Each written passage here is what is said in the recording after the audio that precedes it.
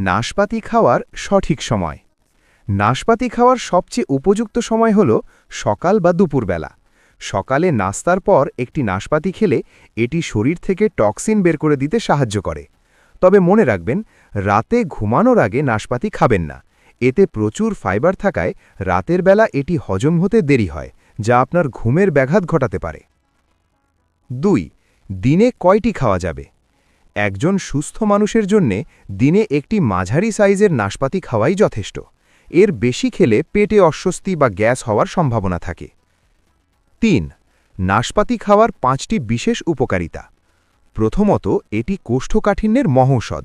এতে থাকা ফাইবার পেট পরিষ্কার রাখতে জাদুর মতো কাজ করে। দ্বিতীয়ত, নাশপাতি হৃৎপিণ্ড সুস্থ রাখে এবং শরীরের ক্ষতিকর কোলেস্টেরল কমাতে সাহায্য করে। তৃতীয়ত, এতে প্রচুর পরিমাণে ক্যালসিয়াম ও পটাশিয়াম থাকে, যা হাড় মজবুত করে এবং জয়েন্টের ব্যথা কমায়।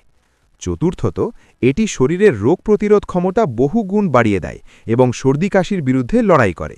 এবং পঞ্চমত, নাশপাতি ওজন কমাতে অত্যন্ত কার্যকর, কারণ এতে ক্যালোরি খুব কম থাকে। ৪. যেভাবে খেলে ক্ষতি হতে পারে। নাশপাতি খাওয়ার সময় সবচেয়ে বড় ভুলটি হল এর খোসা ফেলে দেওয়া। নাশপাতির বেশিরভাগ পুষ্টি এবং ফাইবার থাকে এর খোসার ঠিক নিচে, তাই খোসা ছাড়িয়ে খেলে আপনি মূল পুষ্টি থেকে বঞ্চিত হবেন। তবে খাওয়ার আগে অবশ্যই লবণ পানিতে ১৫ মিনিট ভিজিয়ে রেখে খুব ভালো করে ধুয়ে নেবেন। আর নাশপাতি খাওয়ার পর সাথে সাথে খুব বেশি পানি পান করবেন না। ৫. কাদের জন্যে নাশপাতি খাওয়া নিষেধ? যাদের ডায়রিয়া বা পেটের গণ্ডগোল চলছে তারা নাশপাতি এড়িয়ে চলুন, কারণ এর অতিরিক্ত ফাইবার সমস্যা বাড়িয়ে দিতে পারে।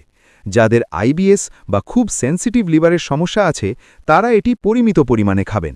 এছাড়াও খুব ছোট শিশুদের নাশপাতি দেওয়ার সময় ছোট ছোট টুকরো করে দেবেন, যাতে গলায় আটকে না যায়। উপসংহার: সুস্থ থাকতে প্রতিদিনের খাদ্য তালিকায় একটি করে নাশপাতি রাখার চেষ্টা করুন। বিরতি: ভিডিওটি তথ্যবহুল মনে হলে লাইক দিন এবং আপনার বন্ধুদের সাথে শেয়ার করুন। স্বাস্থ্য ও পুষ্টি বিষয়ক আরও ভিডিও পেতে আমাদের পুষ্টির আধার চ্যানেলটি সাবস্ক্রাইব করে রাখুন। ধন্যবাদ।